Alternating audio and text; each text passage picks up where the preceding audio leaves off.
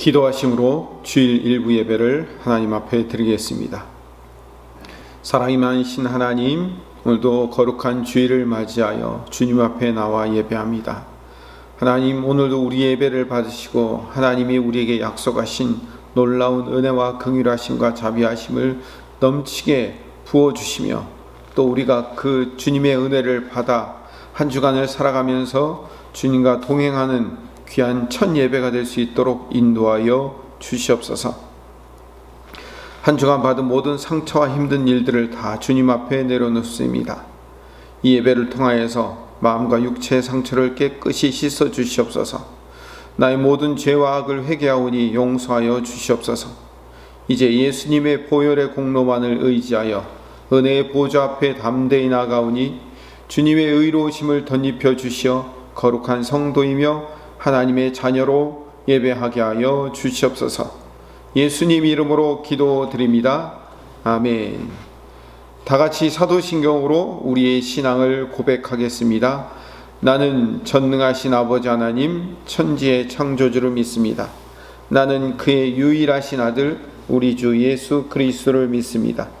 그는 성령으로 잉태되어 동정녀 마리아에게서 나시고 본디오 빌라도에게 고난을 받아 십자가에 못 박혀 죽으시고 장사된 지 사흘 만에 죽은 자 가운데서 다시 살아나셨으며 하늘에 오르시어 전능하신 아버지 하나님 우편에 앉아 계시다가 거기로부터 살아있는 자와 죽은 자를 심판하러 오십니다. 나는 성령을 믿으며 거룩한 공교회와 성도의 교제와 죄를 용서받는 것과 몸의 부활과 영생을 믿습니다. 아멘. 찬송가 615장 찬송 드리겠습니다.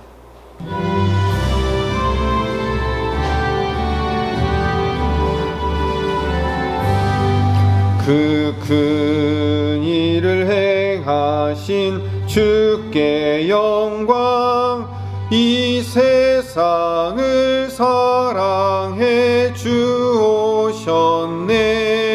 우리 죄를 위하여 죽으시사 저 영원한 생명문 여시었네.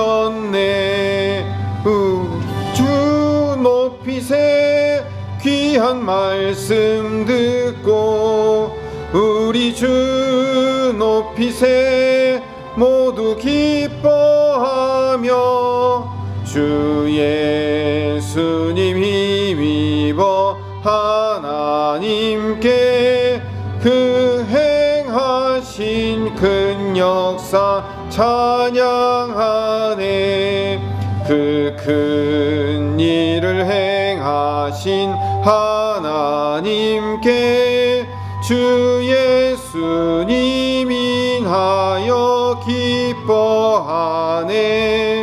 주 예수님 우리가 만날 때엔 그 기쁨을 어디에 비하리요.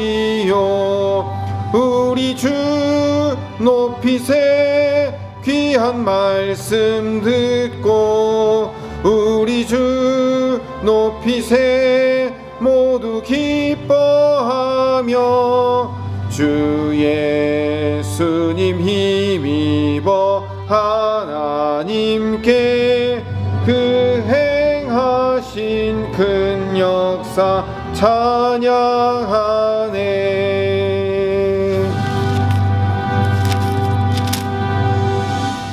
기도하겠습니다. 사랑이 많으신 하나님, 오늘도 우리에게 주신 말씀 가운데 함께하여 주셔서 하나님의 우리에게 주신 예수님이란 그 놀라운 선물이 얼마나 크고 놀라운지를 또 발견하며 그 예수님을 내 인생의 주님으로 섬기는 것이 내가 성전된 삶을 살아가는 것임을 깨닫고, 하나님, 우리가 성전의 역할을 감당하며 살아가는 주의 백성들 되게 하여 주시옵소서. 예수님 이름으로 기도드립니다. 아멘. 함께 상고한 하나님의 말씀은 요한복음 2장 13절에서 21절 말씀입니다. 유대인의 유월절이 가까운지라 예수께서 예루살렘으로 올라가셨더니 소와 양과 비둘기 파는 사람들과 돈 바꾸는 사람들이 앉아 있는 것을 보시고 노끈으로 채찍을 만드사 양이나 소를 다 성전에서 내쫓으시고 돈 바꾸는 사람들의 돈을 쏟으시며 상을 엎으시고 비둘기 파는 사람들에게 이르시되 이것을 여기서 가져가라. 내 아버지의 집으로 장사하는 집을 만들지 말라 하시니 제자들이 성경 말씀에 주의 전을 사모하는 열심이 나를 삼키리라 한 것을 기억하더라. 이에 유대인들이 대답하여 예수께 말하기를 무슨 표적을 우리에게 보이겠느냐? 예수께서 대답하여 이르시되 너희가 이 성전을 헐라 내가 사흘 동안 일으키리라. 유대인들이 이르되 이 성전은 46년 동안의 지었거늘 내가 3일 동안에 일으키겠느냐 하더라. 그러나 예수는 성전된 자기 육체를 가리켜 말씀하신 것이라. 아멘. 오늘 여러분들 그 성경에 보면 13절 위에 제목이 뭐라고 써 있습니까? 성전을 깨끗하게 하시다 라고 쓰여져 있을 겁니다. 그래서 오늘 이 사건을 소위 성전 청결 사건이라고 말하는 사람들이 많습니다. 성전을 깨끗하거나 성전을 청결하게 만드시기 위해서 예수님이 오신 것은 아닙니다. 왜냐하면 성전의 기능은 이미 상실했기 때문에 그렇습니다. 성전의 기능을 상실했기 때문에 바벨론 포로로 끌려갈 때 솔로몬 성전, 1차 성전이라고 하죠. 이 솔로몬 성전이 완전히 파괴된 겁니다. 에스겔서 10장 18절에서 20절 말씀을 읽어보면요, 여호와의 영광이 성전 문지방을 떠나서 그룹들 위에 머무니, 여호와의 영광, 그러니까 하나님이 성전 문지방을 떠났어요. 그래서 19절에 그룹들이 날개를 들고 내 눈앞에 땅에서 올라가는데 그들이 나갈 때 바퀴도 그 곁에서 함께 하더라. 그들이 여호와의 전으로 들어가는 동문에 머물고, 그러니까 그 그룹들이 하나님의 영광을 감싸 안고 성전 문지방에서 떠나서 성전 동문으로 간 거예요. 그래서 이스라엘 하나님의 영광이 그 위에 덮였더라. 그러니까 하나님이 문지방에 있다가 다시 동문으로 가서 이제 동문만 나가면 성전을 완전히 떠나시는 거죠. 제가 늘 말씀드리지만 성전에서 동쪽 문이 뭐라고 말씀드렸죠? 정문이라고 말씀드렸죠. 20절, 그것은 내가 그발강가에서 보던 이스라엘의 하나님 아래에 있던 생물들이라. 그들이 그룹인 줄을 내가 아니라. 그발강가에도 있었던 생물이라는 얘기가 뭐냐면, 이제는 지금 에스겔이 영적으로 지금 얘기를 하고 있는데 이전에 얘기를 하고 있는 거예요. 이전에 여호와의 영광이 성전 문지방에 있다가 그것이 정문인 동문 앞에 서 있다가 그 영광이 나중에는 떠나요. 에스겔서 10장에서 완전히 떠나는데, 그 여호와의 영광이 그 그룹들과 함께 쌓인 여호와의 영광이 그발강가에 있다는 거예요. 그발강이 어디예요? 바벨론이잖아요. 그러니까 하나님의 영광이 이 솔로몬 성전에서 떠나서 어디가 있는 거예요? 바벨론 포로로 끌려가 있는 그 그발강가, 그 강가에서 예배드릴 처소가 없으니까 강가에 모여서 사람들이 예배를 드리거든요. 근데 그 그발강가에 하나님의 영광이 거유하 계시더라는 거죠. 그러니까 하나님의 영광이 성전을 떠나서 포로 공동체와 같이 살고 계셨던 거예요. 그래서 그들과 함께 인도하고 그들 속에 살고 계셨던 거죠. 자, 여기서부터 지금 뭘 알고 있냐면은, 지금 하나님은 성전이라는 어떤 한 장소에만 머무시는 분이 아니라 뭐예요? 이스라엘 공동체와 함께 같이 다니시는 하나님이라는 것을 알 수 있는 거예요.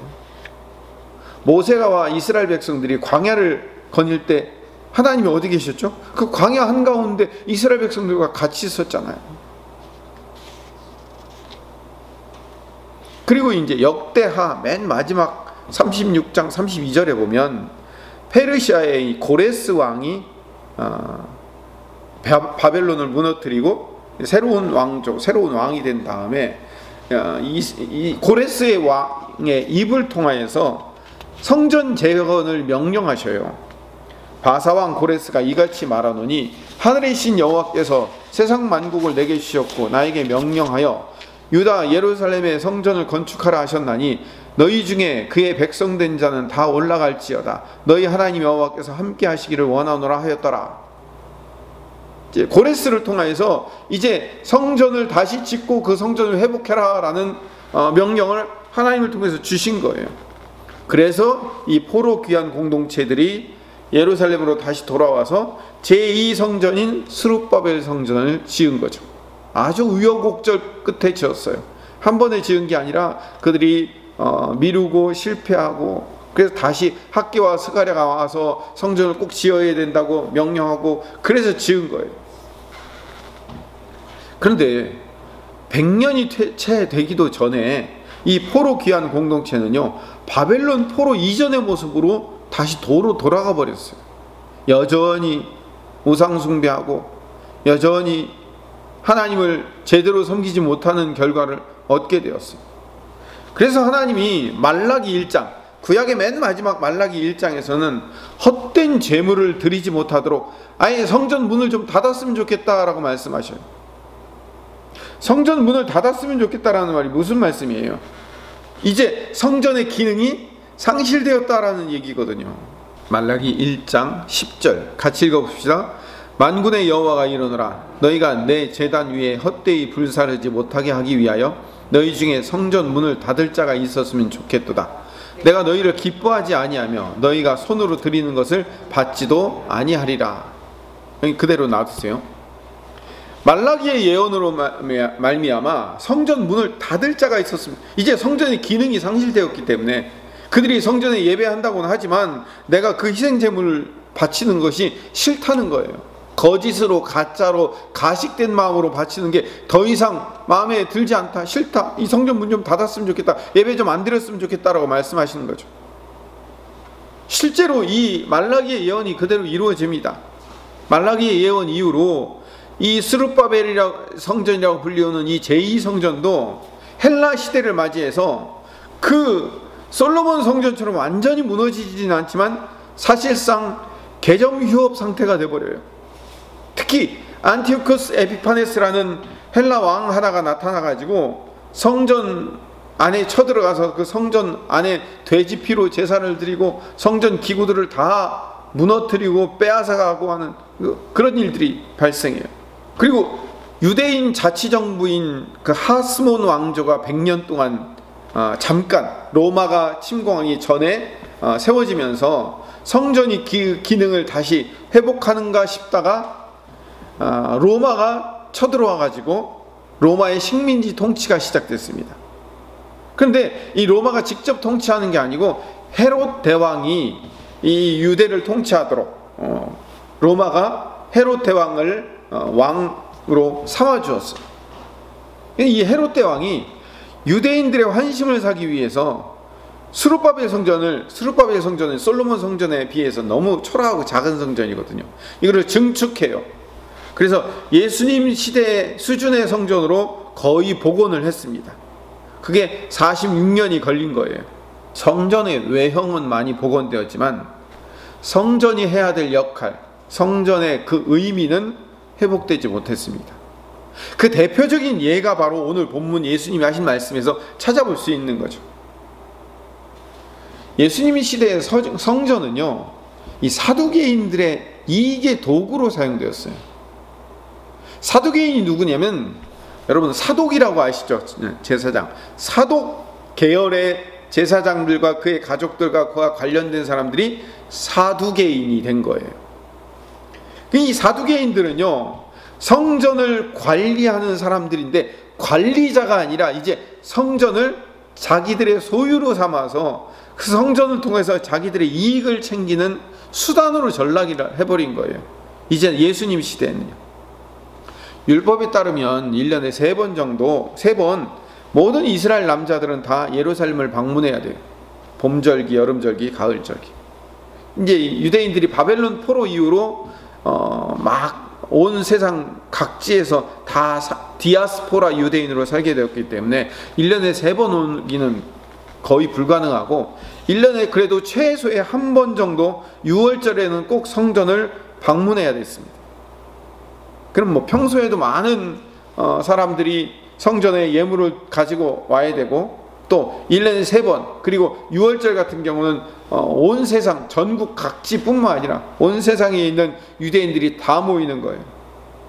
근데 원래 율법에 따르면 자기가 기르던 짐승을 데리고 와서 하나님 앞에 예물을 드려야 되는데, 그것이 데리고 오면서 상할 수 있어요. 다치거나 상할 수 있잖아요.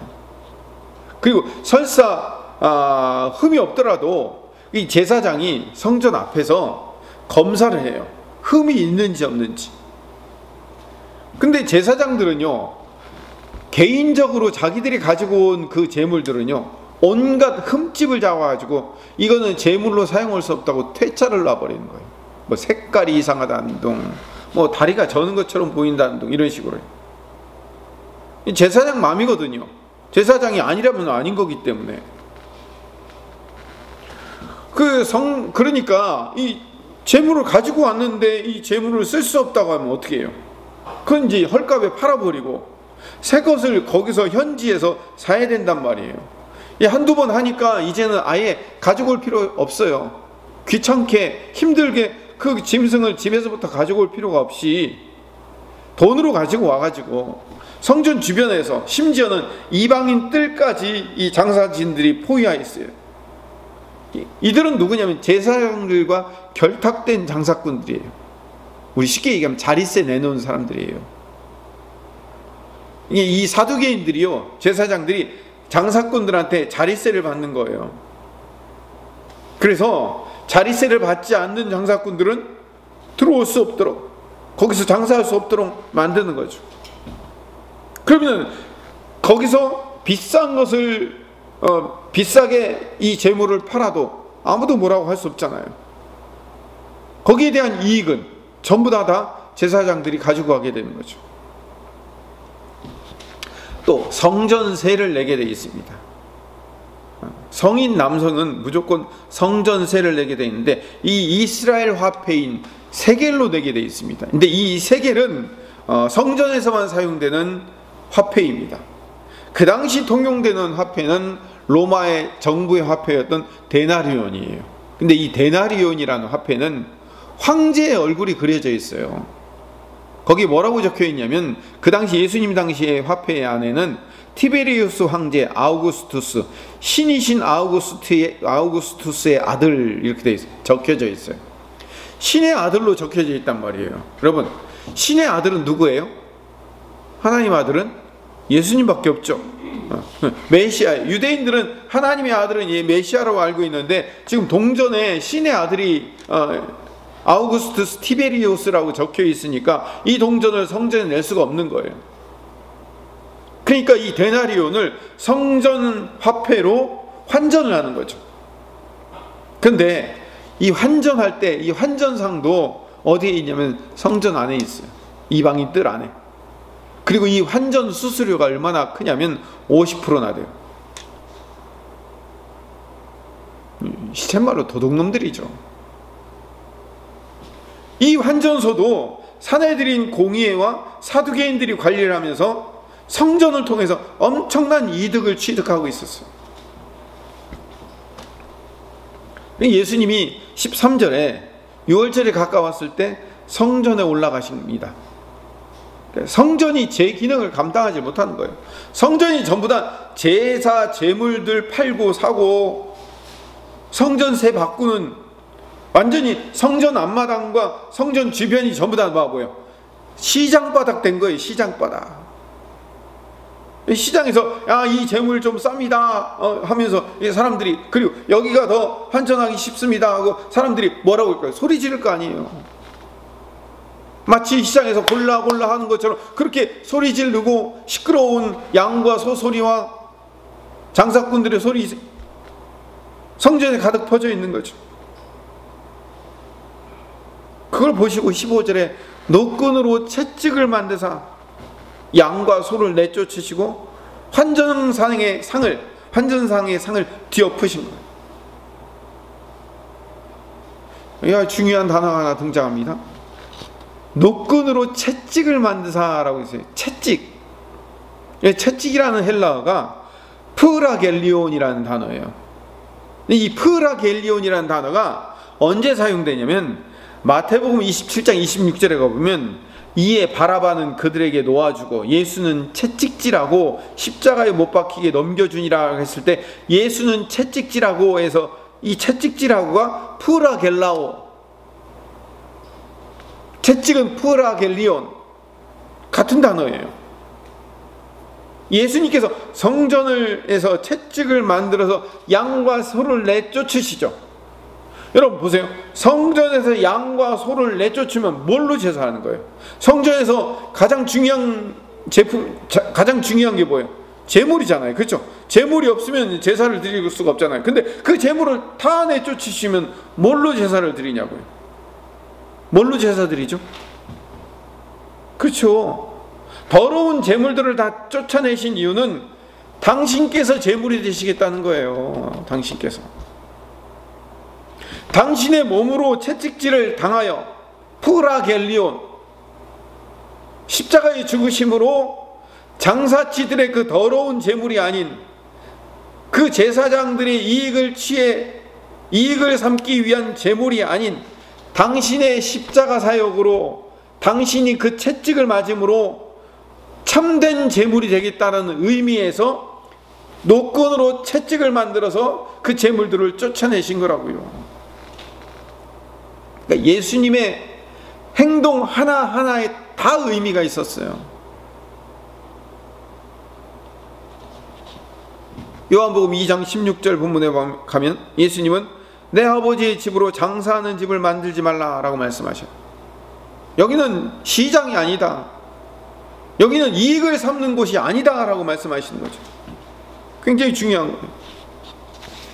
같은 공관복음인 마가복음 11장 15절에서는 이 상황에서 이렇게 예수님이 말씀하셨다고 기록되어 있어요. 이에 가르쳐 이르시되 기록된 바 내 집은 만민이 기도하는 집이라 칭함을 받으리라 하지 아니하였느냐. 너희는 강도의 소굴을 만들었도다 하시며, 요한복음에서는 장사하는 집을 만들지 말라, 마가복음에서는 강도의 소굴을 만들었다. 장사하는 집이 뭐예요? 강도의 소굴인 거예요. 강도의 소굴이 뭐죠? 남의 거 뺏어 먹는 거잖아요. 지금 성전이 남의 것을 뺏어 먹는 강도의 소굴인 거예요.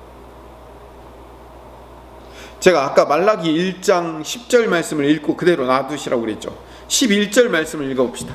만군의 여호와가 이르노라. 해 뜨는 곳에서부터 해 지는 곳까지의 이방 민족 중에서 내 이름이 크게 될 것이라. 각처에서 내 이름을 위하여 분향하며 깨끗한 제물을 드리리니 이는 내 이름이 이방 민족 중에서 크게 될 것임이니라.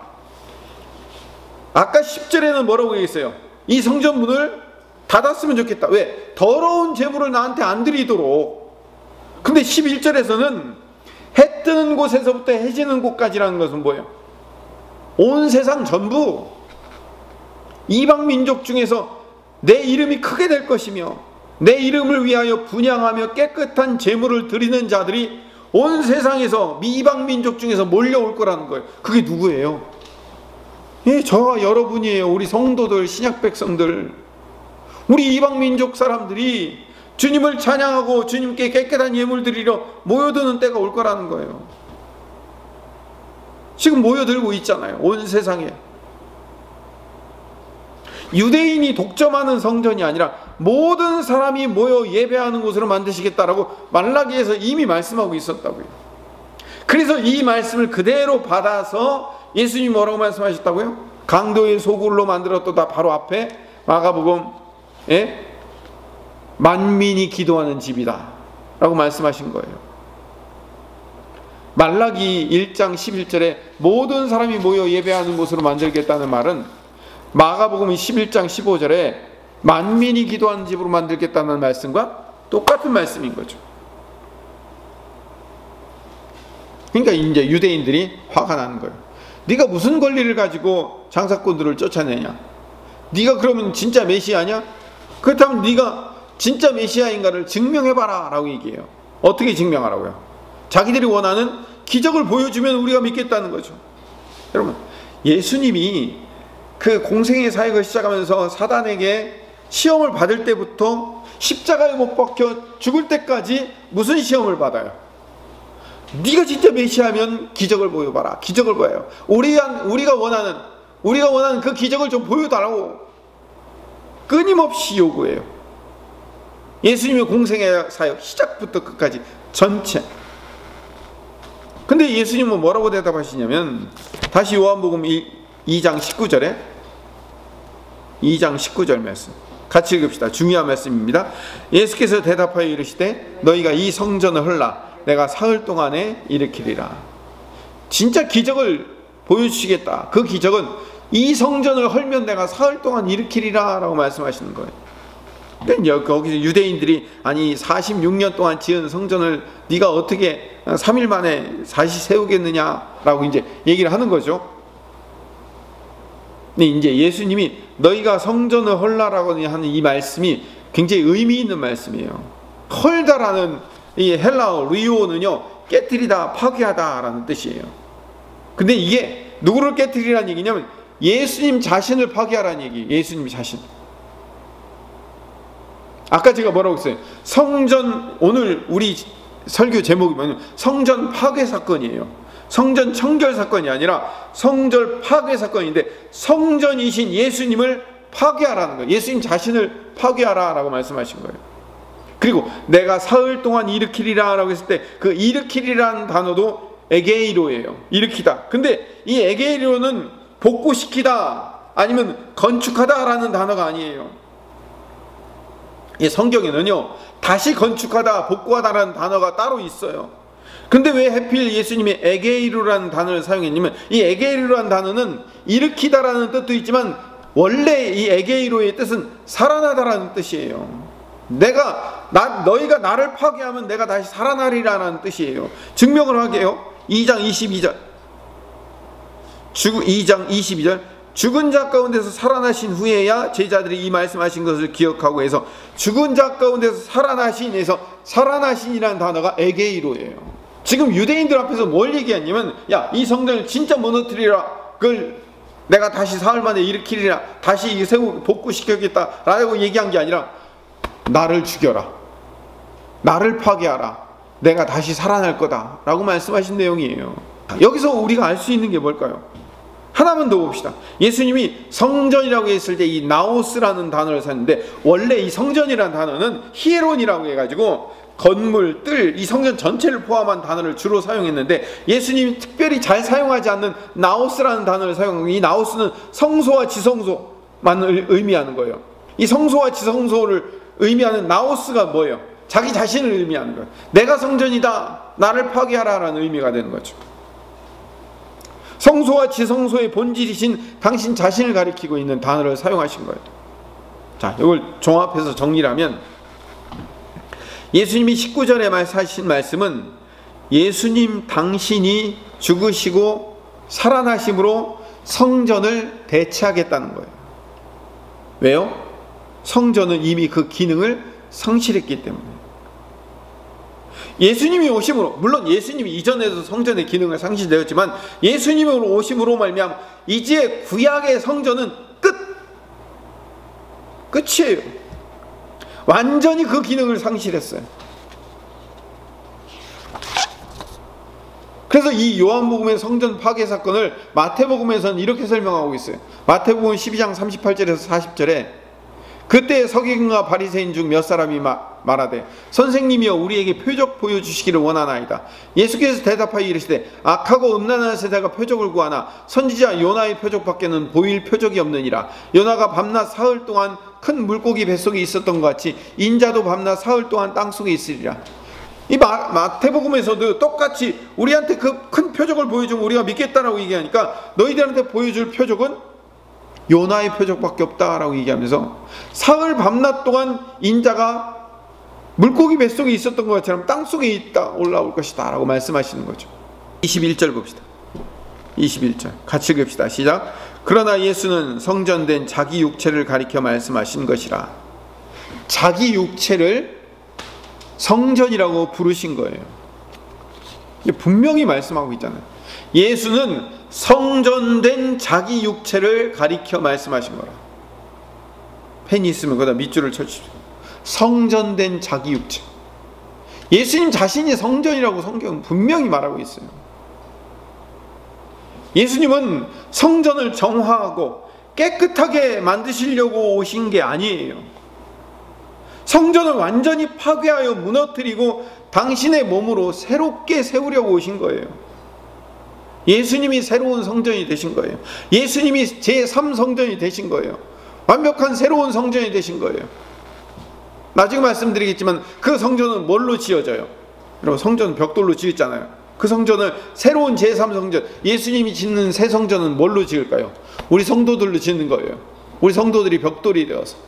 예수님께서 마가복음 13장 2절에 보면 예수께서 성전에서 나가실 때 제자 중 하나가 이르되 선생님이여 보소서 이 돌들이 어떠하며 이 건물들이 어떠하나이까. 성전을 지금 가리키면서 이 성전 좀 보세요. 이거 헤롯이요 40년 몇 년 동안 이게 건축해 놓은 건 거의 솔로몬 수준으로 건축해 놨어요. 괜찮지 않습니까? 라고 지금 자랑하는 거예요.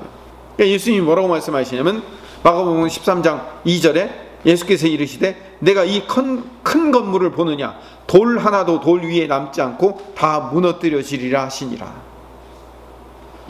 돌 위에 돌 하나도 남지 않고 완전히 평지로 만들어 버릴 거라는 거예요. 실제로 예수님 부활하신 후에 AD 70년경에 로마의 티투스 장군이 쳐들어와서 예루살렘 성전을 정말로 완전히 무너뜨려요. 돌 위에 돌 하나도 남지 않을 정도로 철저하게 무너뜨려요. 그리고 유대인들이 지금도 세계에서 막강한 재력과 군사력을 갖고 있음에도 불구하고 성전이 더 이상 세워지지 않는 이유가 있어요. 하나님이 아예 성전을 못 짓게 하려고 성전 한복판, 성전 지은 그 위에다가 이슬람 성전을 세워놓은 거예요. 가증한 것을 세워놓은 거예요. 왜 그럴까요? 예루살렘 성전이 더 이상 복원되면 안 되기 때문에 그런 거예요. 참 성전이신 예수님이 이제 오셨기 때문에.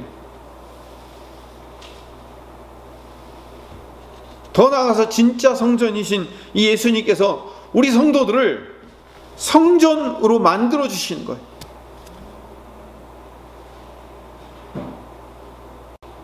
아까 말씀드렸잖아요. 말라기 1장 11절에 해 뜨는 곳에서부터 해 지는 곳까지 모든 이방 민족들이 와서 하나님을 예배하는 진짜 성전의 시대가 시작된 거예요. 예수님을 통하여서. 근데 요즘 유튜브나 이런 데 보면요, 예루살렘 제3성전이 세워지기를 기다리는 사람들이 있다는 거예요. 교인들 중에. 세워질 수도 없을 뿐만 아니라 세워진다고 해도 그거는 성경에 어긋나는 거예요. 예수님이 이미 완성하신 성전을 왜 지으려고 하는지 모르겠어요. 유대인들은 그 성전을 갈망하는 걸 이해한다고 쳐요. 그걸 기대하는 기독교인들은 도대체 뭔지 모르겠어요. 더 나가서요, 성전 안에다가 등잔대도 놓고요, 분향단도 놓고 거기다 양강나팔도, 구약에 있는 걸 다 끌어와서, 여러분 등잔대, 분향단, 양강나팔 이게 다 뭔지 아세요? 그 예수님이 구약의 모든 예언을 완성하셨다는 거예요. 그 다 예수님을 상징했던 것들인데 예수님이 이미 다 완성하셨는데 예수님이 이 완성하신 것을 왜 도로 끄집어다 놓고 있는지 모르겠어요. 오히려 예수님의 공로를 욕되게 하는 거라고요. 유대인들이 예수님을 이해하지 못하는 것은요, 예수님의 말씀이 어려워서가 아니에요. 예수님의 생각과 유대인의 기대가 전혀 다르기 때문에 그래요. 아까 얘기했죠. 이 유대인들은요, 처음부터 끝까지 기적을 요구해요. 마태복음 27장 42절에 보면요, 마지막 끝까지 기적을 요구해요. 그가 남은 구원하였을 때 자기는 구원할 수 없도다. 그가 이스라엘의 왕이로다. 지금 십자가에서 내려올지어다. 그리하면 우리가 믿겠노라. 십자가에 내려오면 우리가 믿겠다는 거예요. 예수님은 십자가를 지러 이 땅에 오셨는데 거기서 내려오면, 짠하고 내려와서 살아나면 우리가 메시아로 인정하고 믿겠다는 거죠. 사람들은요, 고통에서 빠져나오고 고통에서 내려오면 기적이 있다고, 기적이 일어났다고 믿는다는 거죠. 사람은 잘 되면 이걸 기적이라고 불러요. 근데 예수님은 십자가 지는 것을 기적, 즉 표적이라고 부르셨어요. 이 예수님과 유대인의 생각이, 예수님과 사람의 생각이 이렇게 다른 거예요.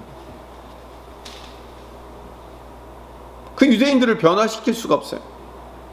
성전을 무너뜨리고 다시 세우고 무너뜨리고 다시 세워서는 방법이 없는 거죠. 이렇게 전혀 생각이 다른 사람들을 가르치고 훈련하고 징계해서 변화시킬 방법이 없는 거예요. 그걸 뭐가 증명하니? 그걸 성전이 증명하는 거예요. 오죽하면 성전의 문을 닫고 성전을 통째로 예수님이 폐쇄시켜 버렸을까요? 성전에 노끈을 들고 채찍질을 해서 성전 제물들을 다 쫓아내시는 거예요. 그렇게 하시기 위해서 예수님을 보내신 이유는 사람은 고쳐서 사용할 수 없기 때문에 그런 거예요. 예수님께서 오셔서 당신의 십자가의 능력으로 완전히 다른 사람으로 변화시키는 방법 이외에는 다른 방법이 없는 거예요. 그래서 이제 조금 있다가 말씀드리겠지만 4장으로, 요한복음 4장으로 넘어가면 니고데모에게 거듭나야만 가능하다, 죽었다 다시 깨어나야만 가능하다라고 말씀하시는 거죠. 그래서 예수님이 지금까지 유대인들의 종교의 근간이었던 성전을 부수고 새로운 방법으로 시작하신, 그게 십자가예요. 성전이 그 기능을 못하고 파괴되고 폐쇄된 이유는 성전의 목적이 하나님을 섬기는 데 있지 않고 유대인들이 자기들의 이익을 얻는 데 사용되었다는 거죠. 성전의 목적은 하나님을 섬기는 데 있었어요. 근데 이것은 말로만이고 그걸 통해서 자기들의 이익을 얻었어요. 예수님이 이제 새 성전이 되셨고 이제 우리가 예수님의 몸이 되었어요. 우리도 성전이 된 거죠. 그래서 이 성전에서 예배드리는 우리는 나의 이익을 위해서 예배하는 게 아니라 성전의 주인이신 예수님께 내 몸과 마음을 드리는 것이 진정한 예배가 되는 겁니다. 정리를 합시다. 지금까지 설명한 모든 것을 바울이 이렇게 요약을 하고 있어요. 성전된 우리가 참된 예배를 드리는 방법을 로마서 12장 1절에 이렇게 설명을 합니다. 그러므로 형제들아, 내가 하나님의 모든 자비하심으로 너희를 권하노니 너희 몸을 하나님이 기뻐하시는 거룩한 산 제물로 드리라. 이는 너희가 드릴 영적 예배니라. 영적 예배라고 했을 때 그 영적이라는 말 앞에 번호가 쓰여져 있죠. 이 영적이라는 단어가 뭐냐면 로키코스예요. 그러니까 로고스라는 단어에서 나왔어요. 로고스. 이 로고스는 합리적인, 합당한 말씀, 진리, 이런 뜻이에요. 이는 너희가 드릴 영적인 어떤 신비한 예배니라가 아니라 이것은 너희가 드릴 합당한 예배니라, 합리적인 예배니라, 이런 뜻으로 해석하는 것이 훨씬 맞습니다. 우리가 세번역 성경으로 읽으면 그것이 훨씬 더 적절하게 너희가 드릴 합당한 예배니라로 변경이 되어 있어요. 내가 하나님의 모든 자비하심으로 너희를 권하노니 너희 몸을, 여기서 몸은 소마, 헬라어로 소마, 전인격을 가리키는 거예요. 우리의 전인격, 우리의 지식과 감정과 의지, 이 전인격을 살아있는 제물로 하나님 앞에 드리는 거예요. 여러분, 성전에서 하는 일이 뭐죠? 제물로 예배하는, 제사하는 거잖아요. 그렇죠? 이게 사도 바울이 지금 로마서 12장 1절에 우리가 예수님 앞에 다시 성전된 존재로서 우리의 전인격을, 지식과 감정과 의지, 전인격을 산 제물로 하나님 앞에 예배하는 예배가 일어나야 된다는 거죠. 이게 합당한 예배인 거예요. 우리말 성경에 육체, 육신, 몸으로 번역된 사락스라는 단어가 있어요. 이건 사락스라는 것은 육체를, 이 몸뚱아리, 영과 육을 비교할 때 육을 의미하는 거예요. 근데 이 소마라는 몸이라는 단어는 이 몸뚱아리만 얘기하는 게 아니라 전인격을 얘기하는 거예요. 이 전인격이 하나님 앞에 드려져야 되는 거죠. 다른 말로 하면 내가 주인이고 내가 이익이 목표이며 내 이익을 위해서 드리는 예배, 나의 이익을 위해서 봐드리는 자리가 아니라, 예배 봐드리는 자리가 아니고 예배를 보는 게 아니고 예배를 드리는 겁니다. 이 말 안에 중요한 의미가 담겨져 있습니다. 예배 본다라고 하면 우리는 그냥 시청자가 되는 거예요. 앉아서 얼마나 잘 드리나 보자, 얼마나 잘하나 보자라고 앉아도 예배 보고 있는 거예요. 예배 보는 행위는요, 우리가 우리의 이익을 위해서 봐드리는 거예요. 봐주는 거예요. 여러분, 예배는 보는 게 아니고 예배는 드리는 거예요. 내 마음과 생각과 몸을 주님께, 주인이신 주님께 드리는 거예요. 주인에게 전적인 순종과 헌신으로 드리는 거예요. 그걸 예배라고 얘기하는 거예요. 내가 제물이 되어서 나의 소마, 전인격을 하나님 앞에 드리는 거예요. 산 제물로. 그게 성전에서 드리는 제사이며 예배인 거죠. 현대인의 삶에서 가장 중요한 물건이 뭘까요? 이거죠. 핸드폰. 이 핸드폰이 이제 내 신체의 일부분이 됐어요. 내 신체의 일부분이 됐어요. 내 몸과 내 몸의 한 기능이 된 거예요. 핸드폰과 나는요, 하나가 돼요. 핸드폰 없으면 은행 일도 못 보고 버스도 못 타고 아무것도 못 하게 되는 거예요. 핸드폰과 나는 하나가 되는 거예요. 더 나아가서요, 이제는 핸드폰이 내 삶을 지배하고 내 삶의 주인이 돼요. 중독이라고 얘기하죠. 이게 예배예요. 현대인들은요, 핸드폰에 예배하고 있어요. 핸드폰에 지배를 받고 살아가고 있어요. 청소년들 보면요, 밤새도록 게임에 지배를 받고 살아가잖아요. 그들은 핸드폰에 게임에 예배하고 있다고요. 이걸 예배라고 하는 거예요. 거기다 전 인격을 쏟아붓고 있잖아요. 전 인생을 쏟아붓고 있잖아요. 예배는 내 인격 자체를, 지식과 감정과 의지의 전인격을 하나님 앞에 드리는 거예요. 그렇기 때문에 예배는 뭐냐면 핸드폰이 내 삶을 지배하지 못하도록 파괴하는 거예요.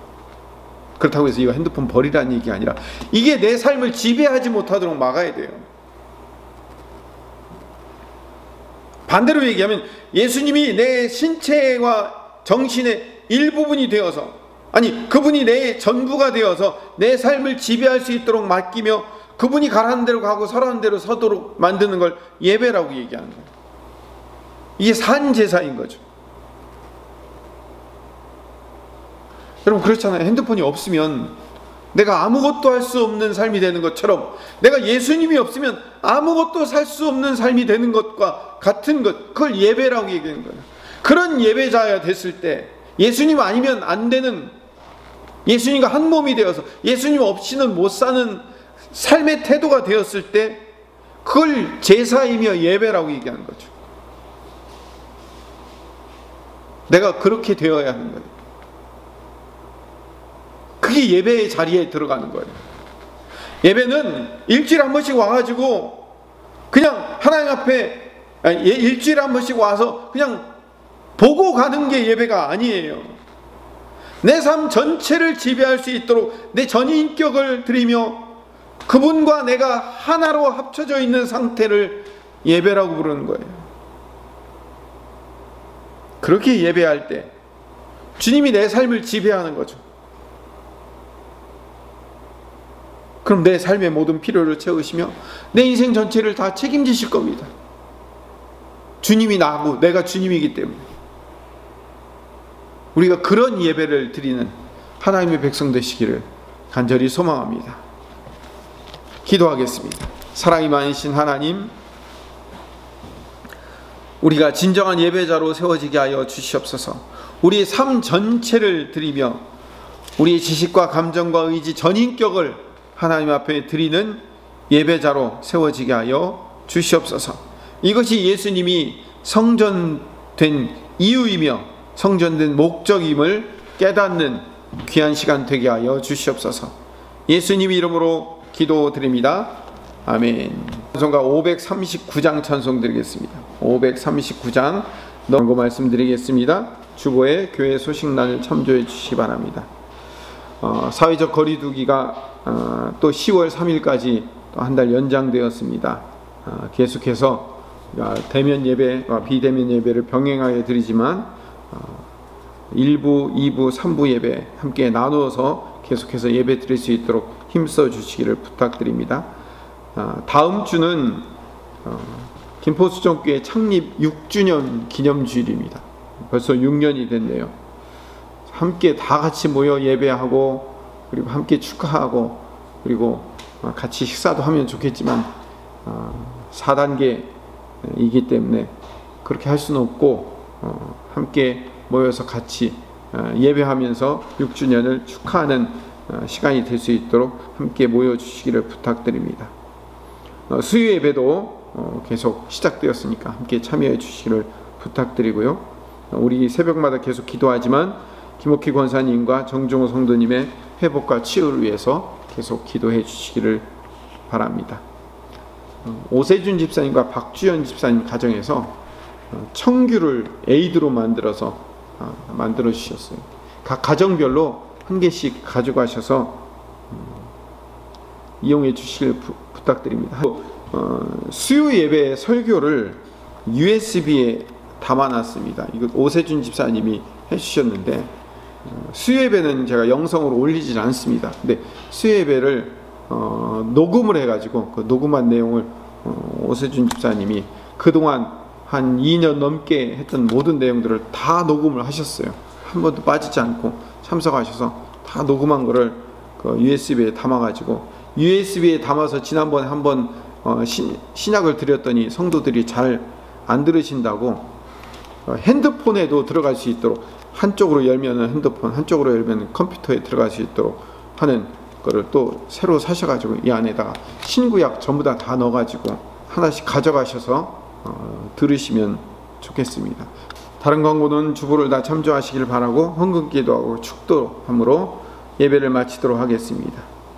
오늘 예배 가운데 거하셔서 우리 예배를 받으시는 하나님, 이 시간 온 마음과 정성과 힘과 뜻을 다하여 예배하오니 이 예배를 받으시고 우리에게 창세로부터 준비하시고 약속하신 복과 은혜를 넘치도록 부어 주시옵소서.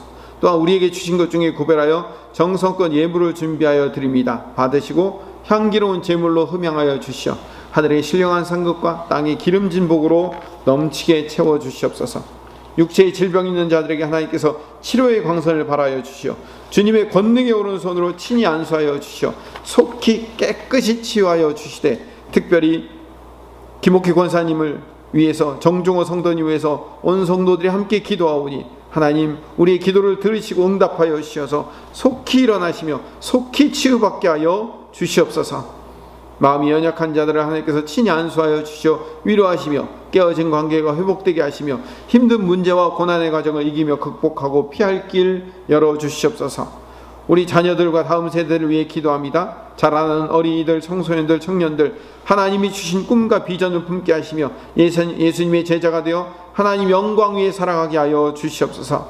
우리 자녀들을 위해 기도합니다. 우리 자녀들의 일상과 비전과 꿈을 주님 인도하여 주시옵소서. 원하는 학교, 적성에 맞는 직장, 비전에 맞는 사업, 하나님이 주시는 멋지고 아름다운 배우자, 결혼, 가정, 적절한 자녀들을 허락하시며 주님이 주인 되는 건강한 자녀들 되게 하여 주시옵소서.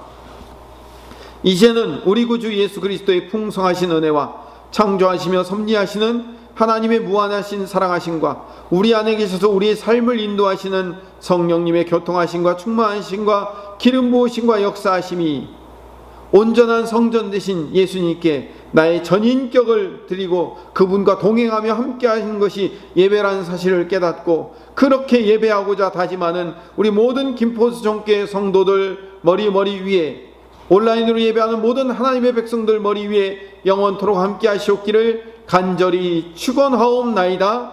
아멘.